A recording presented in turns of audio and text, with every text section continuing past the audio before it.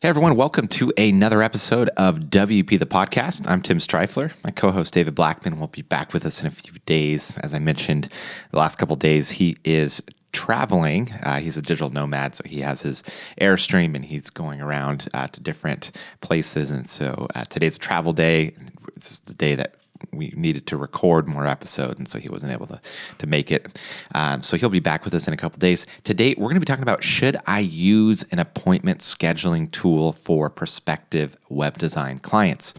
Now, if you haven't seen these, Calendly is probably the biggest player, but there's a lot of these different tools out there where you can send a link to someone that wants to book a call with you, and they can see your available times. And so they can click it, put in their name and email.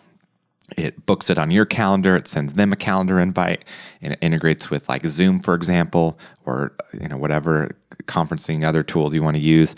And it automatically creates that Zoom link and sends it to everyone in the calendar invite, and it'll send reminders, stuff like that. So it's a really cool tool.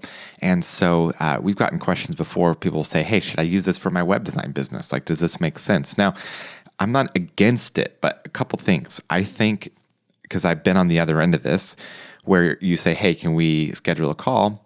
And someone sends you a link to their appointment scheduling tool.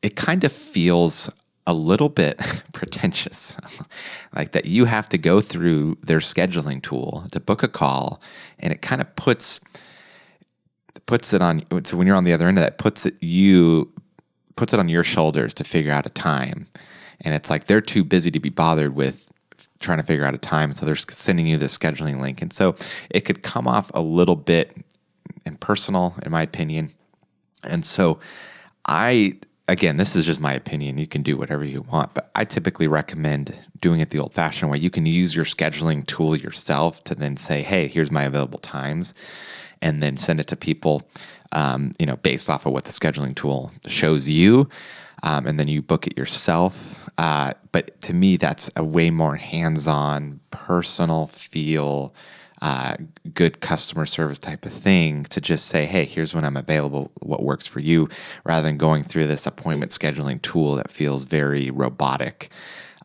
So that's my own opinion. I think having that personal touch when you're trying to win a client, it makes it feel more personal rather than you're some super important, celebrity that can't be bothered unless it works with their schedule, So anyways, that's my 2 cents. Now, if you're someone who is like an agency and you are doing a lot of paid ads, a lot of lead generation, and you're sending people to a form that qualifies them to see if they're a good fit for you, and then if they put in the right things in your dynamic form and they are a good fit, then it automatically sends them to your call scheduler, that sort of thing. Okay, yeah, great. At that point, sure, it can be a useful tool and stuff. But for the average web designer, one person, solopreneur, maybe a small team, that sort of thing, and you're getting referrals sent to you and stuff,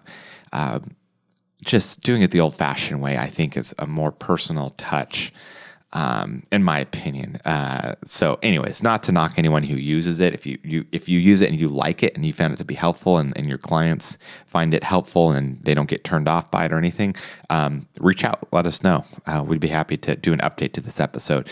I've never done it because that's kind of how I feel, so I don't have experience on the other end of it, sending clients a link to book a call if they're interested. So that's my deal.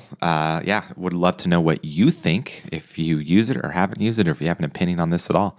Definitely reach out. Tomorrow we're going to be talking about how to avoid blog comment spam. I've been getting a huge increase in spam, so it's been on my mind. So we're going to be talking about that. So until then, take care. Bye-bye.